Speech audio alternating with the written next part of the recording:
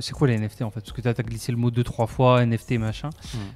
Comment ça s'incruste avec les crypto-monnaies, la blockchain? Ça sert à quoi grosso modo? Donc aujourd'hui... Parce que c'est encore, limite c'est encore plus chaud que les crypto-monnaies. Enfin c'est lié mais c'est vraiment le truc chaud du moment. Ouais, donc les NFT, donc on a vu récemment beaucoup de marketeurs se lancer dans ce monde-là. Donc la définition d'un NFT, alors c'est pas la définition, si j'essaie de vous l'expliquer comme ça de tête, c'est un titre de propriété numérique infalsifiable. C'est ça. Donc c'est là le potentiel des NFT, c'est grosso modo, bah, tu me vends une maison, tu vas pas me donner un titre de propriété au cadastre machin et tout. Le cadastre c'est une NFT, donc c'est sur la blockchain, donc tout se rattache à la blockchain. C'est immodifiable, infalsifiable, c'est mon titre de propriété. C'est marqué que Adam possède cette maison ici. Il y a personne qui peut le contester, même pas les gouvernements, même pas les machins en théorie. Et c'est ce que j'ai acheté. Oui, donc ouais. Grosso modo. Les gouvernements, tout ça, oui.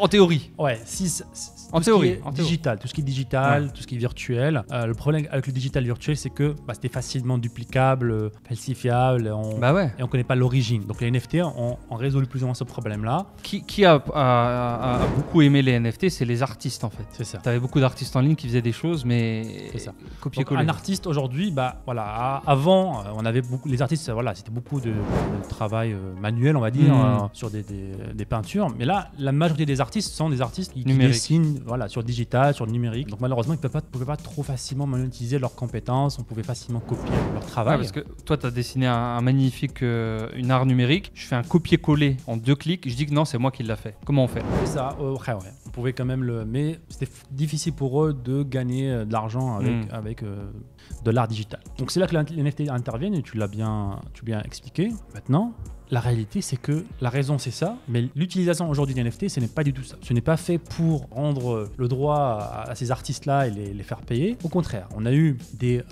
MLM, des marketeurs corrompus qui ont créé des projets NFT pour créer... Comment tu crées un projet NFT? Comment ça se passe? Qu'est-ce que tu crées en fait? Ok, donc mettons à la place d'un marketeur corrompu qui veut créer un projet NFT. Alors, quelles sont les étapes? On va réfléchir comme si on était dans un plan mastermind, on va dire. Dans les dessous de... il faut qu'on crée un projet NFT. Là. Comment on fait? C'est quoi la première étape? Je sais pas en fait. Je sais pas. C'est tout simplement trouver des designers. Des designers qu'on va payer 2 balles. On va créer de l'art en fait, toi et moi. On est des artistes. Des designers 2 balles sur C'est quel type d'art qu'on peut créer là? Fais-nous rêver un peu là. Quel type d'art ça ressemble à quoi les gens les marketeurs, donc qui ne sont pas du tout des artistes de base, qui se disent l'art numérique, ça sent le fric ça. Je vais aller créer de l'art. Ça va être. Ils te dessinent des mecs en armure. C'est ça, des avatars, qui sont dessinés par des designers. C'est pas des artistes, ce sont des designers. Aux Philippines, au Maroc, peu importe, qui vont payer pour rien du tout. Ils vont leur demander crée-moi une collection de X. Collection limitée. 200 images, 200 avatars différents. Donc là, on a nos NFT, on a nos 200 pièces qu'on va aller vendre. Maintenant, au niveau marketing, ça va être chaud quand même. Qu'est-ce que tu veux dire aux gens? Achète mes mecs en armure, c'est tout? C'est ça, en fait. Donc déjà, je vais les rendre NFT. Donc chaque avatar sera unique. Il aura un numéro de série, on va dire, pour faciliter plutôt les choses. Maintenant, ce qu'on va essayer de vendre à la communauté, déjà, il y a un concept de... Tu ne peux pas choisir au début, moi je vais balancer la NFT, tu ne peux pas choisir quel avatar acheter. Ça va être un petit peu un jeu d'hasard. Donc là, on a un petit poil de loto là quand même là. Donc déjà, le premier choix se fait de manière un petit peu au hasard. Ok, donc moi je sais que je vais acheter une collection de mecs en armure. Si je sais pas quoi il ressemble, je choisis pas mon mec, je choisis pas son armure, je choisis rien en fait. Donc l'image m'a coûté rien du tout à créer. Donc j'ai payé un designer pour rien du tout. C'est combien à peu près là sur le marché les prix de vente de base grosso modo dans les marketeurs qui lancent des NFT? Aucune idée, mais ça peut aller jusqu'à des millions. C'est mais de base les prix de lancement en général c'est autour de 1500-2000 euros à peu près. La NFT, donc l'image de mec en armure. Et les gens en gros ils créent des collections de 1000 à 2000 avatars. Donc voilà, je vous laisse calculer 2000. Oui, il y a des gens en francophonie qui ont fait plusieurs millions en vendant des mecs dessinés, des squelettes ou je ne sais quoi. Mais donc on est un petit peu dans la tête d'un marketeur opportuniste, disons-nous. Ce qu'ils vont marketer, ils vont pas te dire ça devient achète mon squelette en short. Ils vont pas te dire ça les gens. Qu'est-ce qu'ils vont te dire, les marketeurs. Ils Donc, vont ouais. faire du marketing. C'est ça. Donc ici, ce qu'ils vont faire, c'est qu'ils vont te dire que notre projet, ce n'est pas simplement de l'art, c'est aussi un projet qui va avoir plusieurs fonctionnalités. Par exemple, vous aurez accès à un jeu vidéo qu'on va développer dans X années. On ne sait pas quand, mais 2000 € le jeu vidéo, c'est chaud quand même. cet art-là que vous allez acheter, il sera aussi dans le jeu vidéo. Ce sera par exemple un personnage dans le jeu vidéo. Ouais, c'est un skin sur World of Warcraft, c'est 10 €. Ça. Et si jamais ce jeu est développé, hein, c'est en fait. On va pas lâcher des noms parce que sinon on va être persona non grata, mais je pense que, soyons pour pas se mouiller, 99% des projets dans le monde ne développeront jamais quoi que ce soit. C'est ça en fait, il y a beaucoup de promesses, d'accord. Voilà, il y a des jeux vidéo, il y a des meetings physiques. Ouais, il y a des la promesse aussi que masterminds. voilà, les NFT, t'achètes pas que de l'art, t'achètes aussi un club VIP à la mode un petit peu, tu sais, select et tout, club secret VIP où on se rejoint tous ensemble entre gens de la Elle est belle celle-là différents. quand même. Elle est belle celle-là parce que. Franchement, elle est belle. Parce que en gros, ils te vendent accès à un groupe privé Discord. Un groupe Ouais. privé. Des fois, il y a jusqu'à 10 000 membres. Hein. Donc Voilà. 2000 € le Discord pour être avec 10 000 personnes. Pour juste se spammer entre eux quoi. Mais c'est aussi très intelligent de la part du marketeur parce que imaginons que j'ai pu vendre toutes ces images là, donc déjà j'ai encaissé beaucoup d'argent. Environ 2-3 millions en moyenne. Et ce qu'on voit Net. en fait, c'est que le but de cette communauté là, en fait, c'est même pas de développer le projet en fait, c'est comment promouvoir ce projet pour revendre ces images à d'autres personnes. Après, ouais, il faut conserver la pyramide. C'est-à-dire que les gens qui ont acheté en pré-vente, donc les premiers acheteurs là, nous en tant que marketeurs opportunistes, on a eu 1000 premiers acheteurs. Eux, leur promesse qu'on leur a fait aussi, l'une des promesses, c'est que t'inquiète, on va faire du gros marketing autour du projet. Et toi, tu l'as acheté 2000 €, mais tu vas pouvoir le revendre 4000 grâce à nous parce qu'il y a une marketplace, il y a une sorte de eBay des NFT. T'inquiète pas, on est chaud, on est les plus chauds de France, du monde, etc. Donc c'est sûr, tu vas l'acheter 2000, tu vas pouvoir le revendre 4000. C'est sûr, c'est obligé. C'est ça. Et puisque à un moment donné, tu te retrouves avec 2000 personnes dans une communauté, leur seul but c'est de revendre ce qu'ils ont à la main parce qu'ils ont bien d'acheter un truc à 2000 €. Donc, Ah, j'ai le sac de caca, j'en veux pas moi. c'est ça, ils doivent le revendre à quelqu'un d'autre pour 3000 € au moins. Donc la communauté maintenant commence aussi à promouvoir. C'est ça aussi le problème, c'est que avant on pouvait par exemple pour de l'art, on n'était pas les gens ils aiment un artiste ou pas, l'artiste était bon ou pas. Ouais, ton Picasso, en général, ceux qui achètent un C'est Picasso, c'est pour le mettre dans le château. C'est quoi. ça. On n'a pas d'intérêt économique, donc la communauté n'a pas d'intérêt économique. C'est que celui qui va l'acheter a l'intérêt économique, mais la communauté qui juge Mhm. que c'est bien ou pas n'a pas d'intérêt économique. Ce qui est cassé complètement aujourd'hui avec les NFT. La communauté a un intérêt économique de hyper le projet pour le revendre à quelqu'un d'autre. C'est magnifique pour un marketeur un petit peu opportuniste parce que tu as une armée d'affiliés, de marketeurs, d'employés qui bossent pour toi. C'est ça, il a créé de l'art de rien. Donc ouais, la création de NFT, c'est... Si on peut appeler ça de l'art, hein, parce Ouais. que c'est créé sur un Non, Photoshop. c'est poubelle tiers. Soyons honnêtes, c'est poubelle tiers.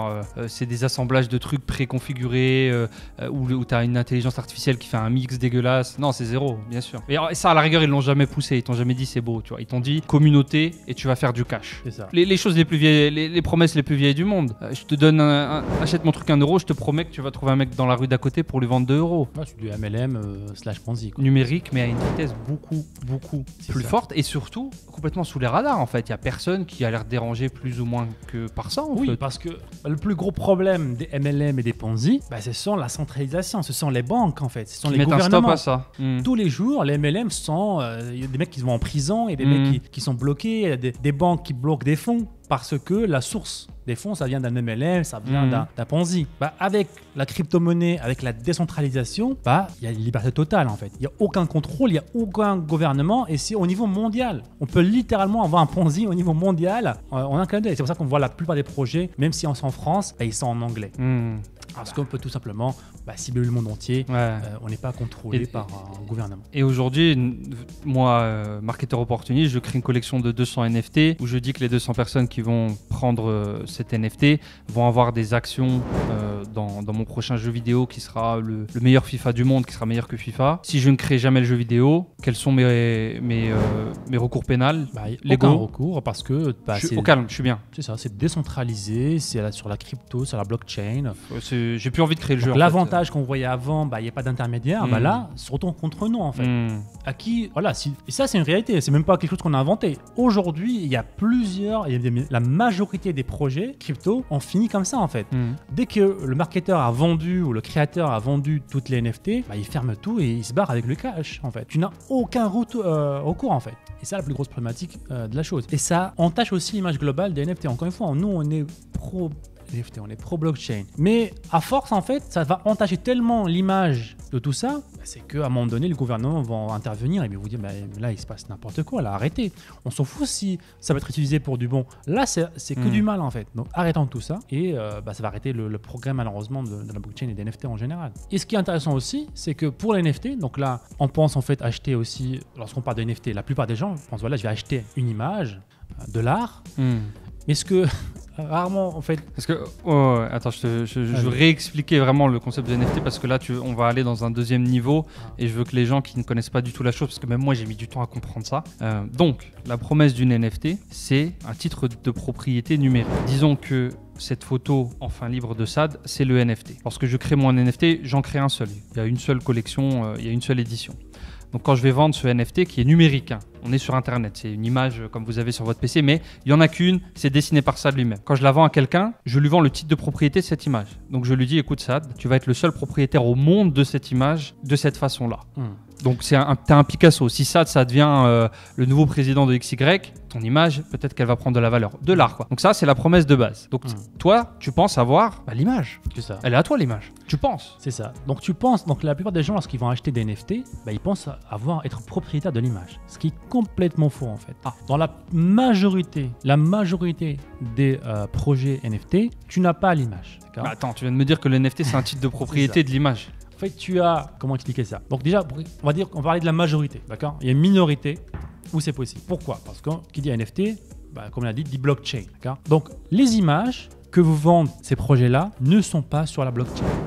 C'est la réaction de tous les auditeurs. Ça fait 1 heure, tu nous parles de blockchain, on va révolutionner le monde, les arts numériques. Et là, tu es en train de me dire que les mecs sont en train de me vendre des images qui sont sur la blockchain, mais en fait, elles ne sont pas sur la blockchain. Donc là, je pense qu'on a rejoint le titre de ce podcast, NFT, des fois égale arnaque quand même. Parce que là, c'est un mensonge là. C'est ça. Donc les images ne sont pas sur la... Même s'ils ne le disent pas, mais les gens ont l'air de comprendre ça en fait. En achetant une NFT, j'ai l'impression d'avoir l'image. Elle m'appartient. Non, en fait, non, tu n'as pas acheté l'image en elle-même. En fait, c'est comme si on comparait, on prenait l'exemple d'un trésor, une carte au trésor. Ok. Ce que le marketeur t'a vendu, c'est la carte au trésor. Mais si j'ai la carte, j'ai pas le trésor, pas forcément. Non, pas forcément. Tu n'as pas le trésor en fait. Ce qui se passe, c'est que, par exemple, ce qu'ils vont faire, c'est qu'ils vont... Oui, mais le trésor, il n'y a qu'une carte. Donc le trésor, il est plus ou moins à moi, il n'y a qu'une carte. Oui. Pour l'instant. Pour l'instant, il y a une seule carte. Mais imaginons que le trésor, je te dis, aujourd'hui, c'est le livre. C'est le livre en fin de livre. Ouais. Tu as acheté la carte au trésor. L'image, ouais. Vers le livre en fin de livre. Mais demain, voilà, moi j'en ai marre, j'aime pas ta gueule. Ouais, très bien. Et je peux remplacer le trésor, je vais enlever le livre et je mets la souris quoi. Donc là, je mets rien du tout. Tu peux changer le trésor en fait. Je peux changer le trésor. De quoi? Parce que je t'ai acheté une carte du trésor A. C'est ça, tu as acheté l'emplacement du trésor.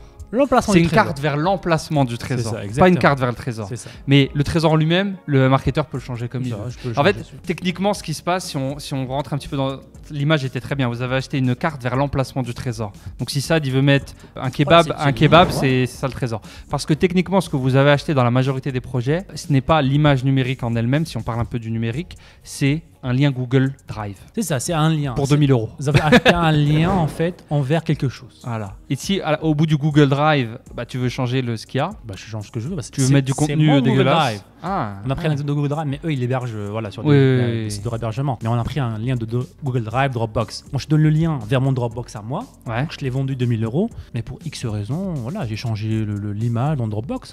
J'ai mis rien du tout. J'ai vidé le Dropbox. Il n'y a plus rien. Il n'y a rien en fait. Il n'y a plus rien. Tu m'as vendu un lien Dropbox vide. Tu as toujours le NFT, mais tu n'as rien au bout du fil. Très bien. Mais ça, c'était marqué dans le contrat, dans les petites lignes. Alors pourquoi ils ne mettent pas les images sur la blockchain? Parce que ça coûte très cher d'avoir des images sur la blockchain. C'est combien? Très très cher. J'ai oublié, mais c'est... C'était pas 70 € le giga ou le téra, un truc comme ça, un truc exorbitant. 60 000 € je crois le 100 giga, un truc du genre. Mais ça coûte super cher, donc ce n'est pas rentable pour eux d'avoir l'image sur la blockchain. C'est pour ça qu'ils mettent le lien vers l'image sur la blockchain et l'image en elle-même, ils l'ont sur des hébergeurs classiques. Donc il y a eu plusieurs projets. L'hébergeur il brûle, si le serveur... Si le marketeur il oublie de renouveler son nom de domaine, merde, t'as plus accès à rien. T'as acheté un 404. T'as acheté un 404, t'as plus rien. Et le pire, c'est que quelqu'un d'autre peut l'acheter et peut remplacer les images que vous avez. Donc là, on est passé de les NFT. Et aussi, c'est que rien n'empêche quelqu'un d'autre d'avoir une carte au trésor différente. C'est un lien, une carte qui pointe vers le trésor. Donc toi, tu as le lien du créateur de la NFT. Moi, puisque je peux avoir le lien, je peux créer un NFT. Un autre NFT et le vendre à quelqu'un. Qui pointe vers le même trésor. L'emplacement. Donc ça, c'est un des problèmes avec tout ça, c'est que... C'est majeur quand même. C'est très flagrant quand même. On a l'impression d'acheter quelque chose, mais en fait, on ne l'a pas. On a le pointeur vers le trésor et non pas le trésor en lui-même. Donc fondamentalement, 99% des projets de NFT, les gens vous disent que vous allez acheter de l'art numérique dont vous allez être le seul propriétaire, qui va vous donner accès à un jeu vidéo, à XYZ, une application, à une communauté de gens spirituellement élevés par rapport aux autres parce qu'ils sont dans les NFT avant tout le monde et que c'est l'an 2000 version 2. Dans les faits, vous avez acheté un lien Google Drive à 2000 €.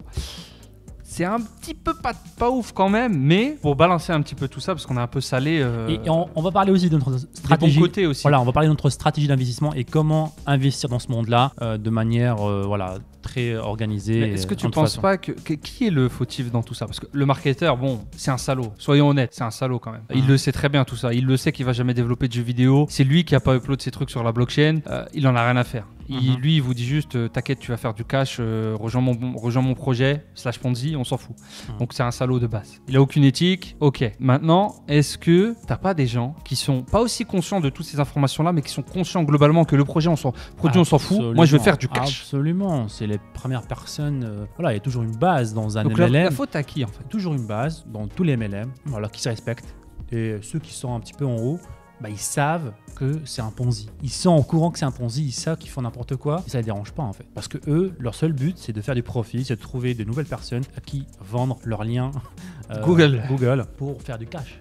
La plupart en fait, maintenant on retrouve beaucoup de mouvements qu'on voit dans les MLM. T'as des communautés, ce qu'ils vont faire, c'est qu'ils vont rejoindre un projet NFT, ils vont le promouvoir, donc une grosse communauté, qui vont le promouvoir, le pousser, faire des vidéos YouTube là-dessus, ils vont faire des Instagram, des photos, ils vont remplacer leurs photos de profil, commenter partout. Le projet sort, ils achètent eux les premiers, ils le revendent à tout le monde et projet suivant. On est sorti. Et c'est exactement ce qu'on voit dans les MLM aujourd'hui.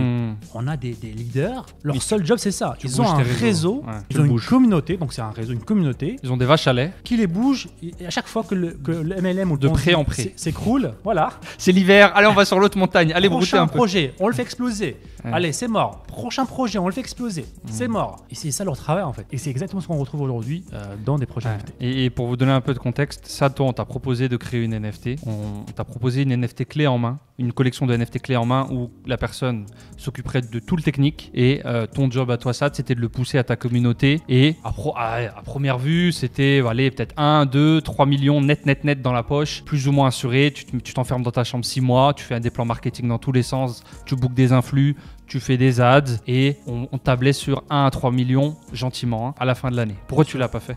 Pourquoi tu l'as pas fait? T'es un businessman, t'es un entrepreneur, pourquoi t'as pas pris 3 millions? Je suis pas un Ponzi-man, je suis un businessman mais pas un Ponzi-man. Parce que je sais que c'est un projet qui va... déjà, toutes les promesses, on ne pourra pas les livrer. Créer un jeu vidéo, révolutionner X, Y, Z. Pour créer un jeu vidéo, aujourd'hui, c'est des milliards. Des jeux vidéo qui perdent des millions en développement qui sortent jamais. Les NFT vont beaucoup profiter aux grosses sociétés de jeux vidéo. Ils vont vraiment bien les utiliser pour vraiment utiliser encore plus leurs jeux vidéo. Mais attention, c'est basé sur un vrai jeu vidéo, c'est du travail, c'est des années de travail. Donc voilà. Ouais, typiquement, t'as FIFA et tu peux avoir un maillot, t'es le seul à avoir ce maillot dans FIFA. Et pour revenir à ton exemple de la proposition que j'ai eue, j'en reçois plusieurs. On m'a littéralement dit, écoute, on a juste besoin d'un visage. Donc on met ton visage sur le truc, on a déjà tout. Parce qu'ils l'ont déjà créé plusieurs fois en fait. Ils ont déjà le site web, le marketing, le message. Ce qu'ils vont faire, c'est qu'ils vont remplacer la personne, le visage, en gros le promoteur. L'épouvantail. Et aussi les photos, en fait, l'art. Ils vont juste le changer. Et voilà, t'as un nouveau projet crypto. Et on t'essort. Et c'est ça, on repartit encore une fois. Ils ont déjà une communauté aussi qui les suit, qui les accompagne d'un projet à un autre. Leur seul but, c'est de faire de l'argent rapidement. Donc voilà, si vous avez aimé ce clip, cliquez ici pour voir d'autres clips. Sinon, cliquez ici pour voir l'épisode en entier. Ciao, ciao.